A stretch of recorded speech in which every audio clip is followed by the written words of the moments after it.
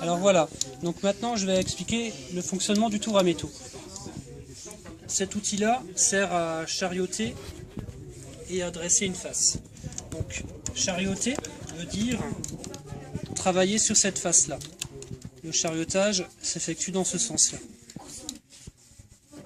Ensuite, le dressage d'une face se fait comme ça. Donc là, je suis en position de dressage. Cet outil-là, il a encore une troisième fonction, c'est de faire du chanfrein. J'utilise de cette manière-là pour chanfreiner le bord.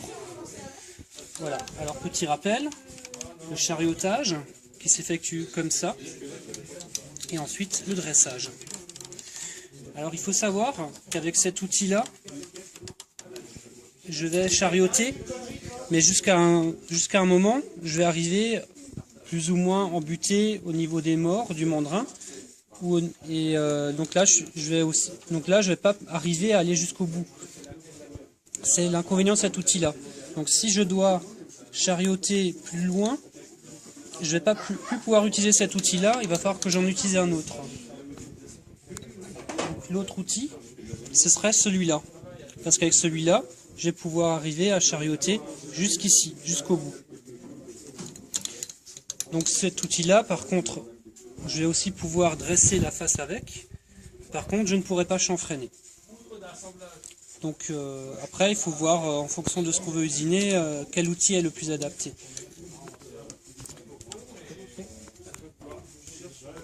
Donc ensuite, les deux premiers outils que j'ai cités ont des inconvénients, c'est que l'état de surface n'est pas non plus très très propre. Et on peut utiliser cet outil-là qui s'appelle un outil à pelle, que je vais pouvoir utiliser dans ce sens-là, ou monter sur le porte-outil dans ce sens-là, pour usiner les faces. Sachant que l'outil il est en arrondi, il ne va pas faire de marque de sillon, et donc en fait en état de surface, donc une fois que cet outil qui est passé sur la face, je vais avoir une face qui sera très, très esthétique. On ne verra pas de petits sillons, quand je passe le doigt, on ne sentira pas des petits accros. Ensuite, il y a aussi l'outil à tronçonner. Donc cet outil-là, il faut être très précis dans le positionnement, parce que s'il est un petit peu trop ou un petit peu trop bas, les vibrations vont devenir très importantes. De toute façon, les vibrations sont très importantes quand on utilise cet outil-là, donc il faut pénétrer très doucement dans la matière. Donc avec cet outil-là, je vais couper dans le métal. Donc en fait, on peut séparer une pièce.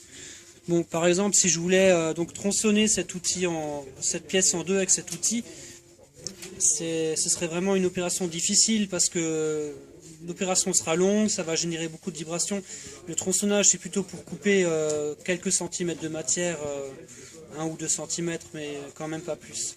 Le plus simple, finalement, sinon, c'est de couper avec une autre machine la pièce, de la repositionner dans le tour, et après de faire un dressage de la face avec cet outil ou l'autre que j'ai montré tout à l'heure.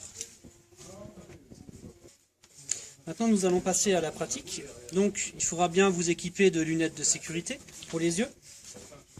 Donc maintenant, je vais faire un chariotage et un dressage. C'est parti.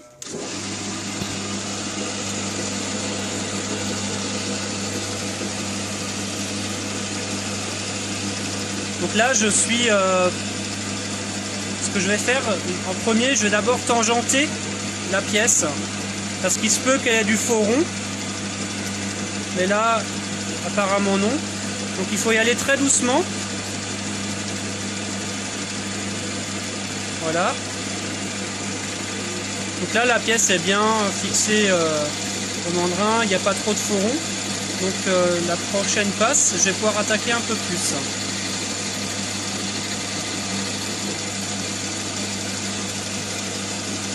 Il me voir le vernier ici. Donc pour les épaisseurs de passe, j'utilise le vernier. Donc si je veux faire une passe d'1 dixième, je vais me mettre à le tourner.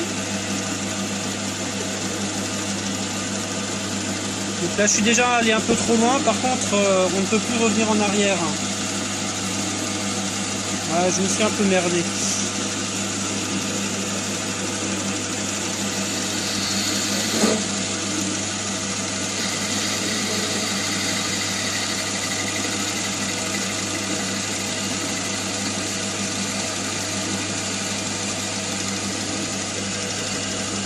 Donc maintenant, au niveau de l'utilisation du vernier, maintenant que j'ai tangenté la pièce, je pourrais la mesurer au pied à coulisse et connaître ses dimensions. Si par exemple, je devais encore la réduire d'un dixième, je me place à 0 sur le vernier, sachant qu'en usinage, si on fait des passes d'un dixième, c'est pas mal. Donc là, je suis à 0,8, et là, je suis à un dixième. Voilà, maintenant, je fais une passe de 1 dixième.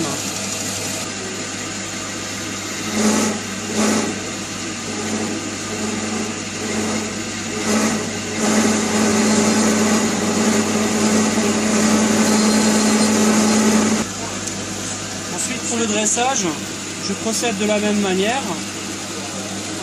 Je viens tangenter la pièce.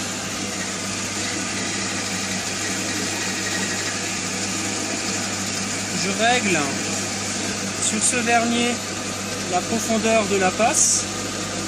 Donc, je le mets à 0. On ne voit pas tout ce que je fais. J'avance d'un dixième et je dresse la face.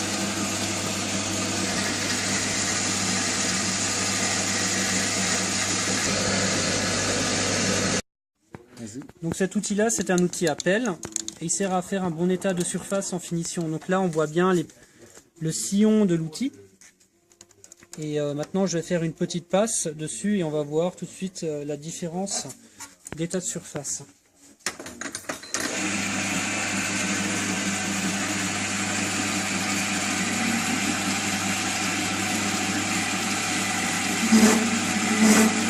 Voilà, donc la surface est plus lisse, mais bon, elle n'est quand même pas parfaite parce que c'est de l'alu de fonderie, il y a du bullage dedans.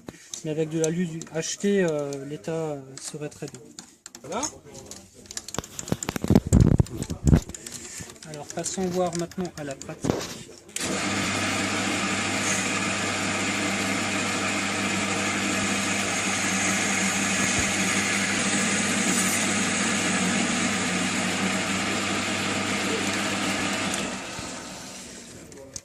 Voilà, bon, là on voit bien l'état de surface, la différence, il y a une bien meilleure finition.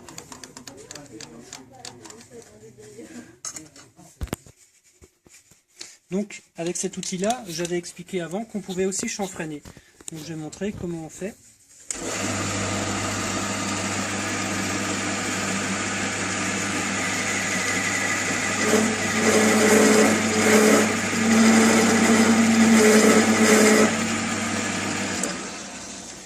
Donc il faut faire attention quand on va chanfreiner de ne pas attaquer trop profond, trop la matière à cause des vibrations. Il faudra toujours y aller très très doucement. Surtout du moment que les passes vont commencer à devenir épaisses, il faudra y aller très doucement.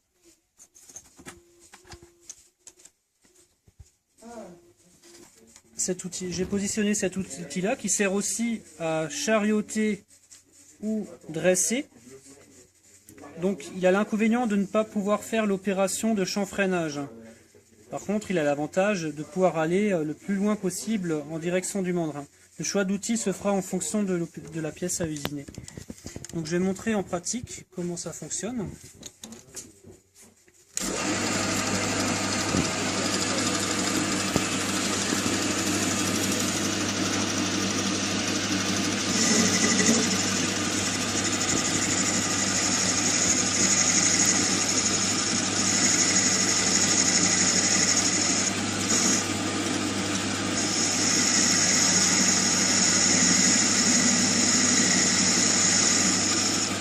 Voilà, donc je peux charioter avec et je peux dresser.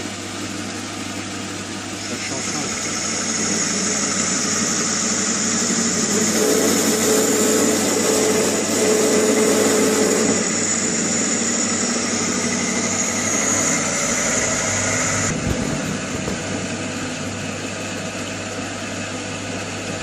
Donc là, j'ai installé sur le tour un outil à plaquettes.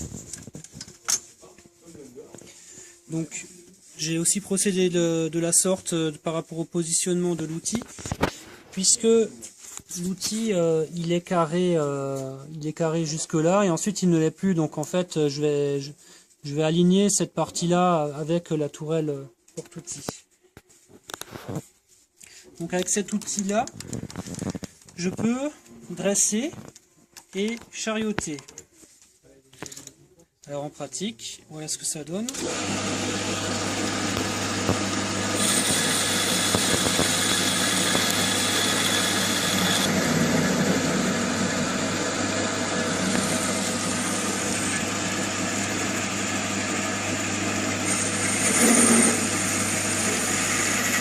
Donc là, je positionne l'outil à tronçonner.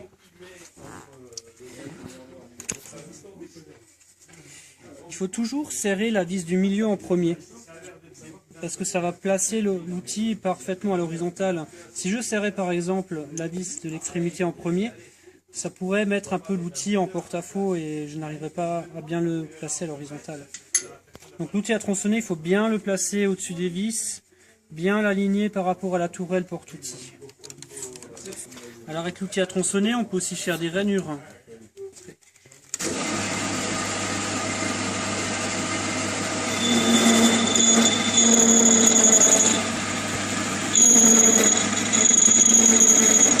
Voilà, donc comme j'ai dit avant, ça vibre beaucoup, il faut y aller très très doucement.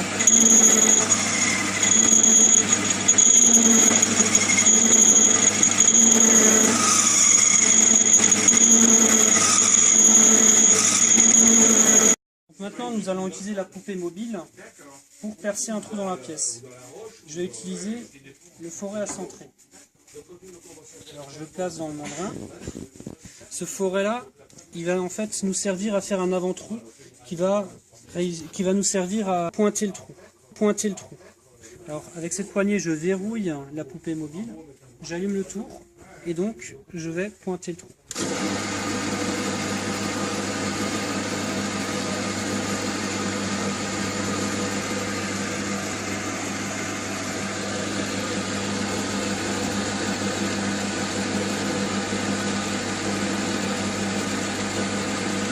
Si je rentre de quelques millimètres dans la matière, c'est largement suffisant. Voilà. Il ne faut pas vouloir percer tout de suite avec un gros diamètre parce que sinon le trou ne serait plus centré. Donc je reverrouille la poupée mobile. Je fais attention que cette poignée-là ne la verrouille pas et puis je peux percer.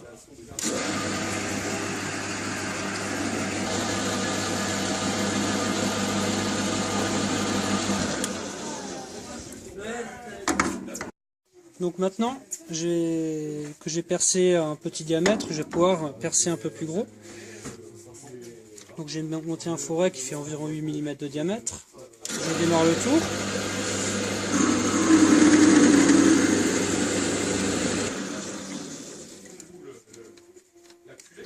On filme voir ici. Alors sur la poupée mobile, je peux aussi régler donc la profondeur au niveau du vernier. Donc je vais par exemple le placer à 0. Je vais commencer à me mettre à tourner, voilà. Donc 1/10, 2/10, etc. Je vais donc pouvoir savoir à quelle profondeur je perce. Alors maintenant je vais pouvoir percer donc plus gros. Je vais prendre un forêt d'environ 15 mm. Donc je vais démonter le mandrin en faisant reculer au maximum la poupée mobile. Donc là j'ai démonté le mandrin. Je prends un forêt, celui-ci par exemple. Donc je dois de nouveau avancer le cône. Donc l'outil s'insère de cette manière-là. Et voilà, je vais percer.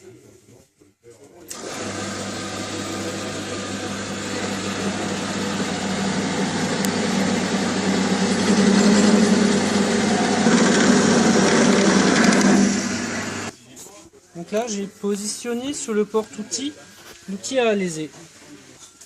Donc l'outil à aliser a la forme qui est adaptée de manière à rentrer donc dans la pièce et d'usiner la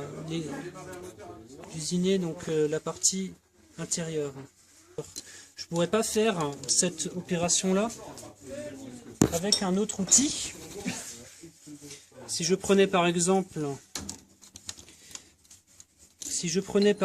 cet outil-là, je ne pourrais pas faire une opération d'alésage parce que mon outil mon outil va buter sur la pièce. En fait, c'est la partie basse en dessous de l'arête tranchante qui va toucher.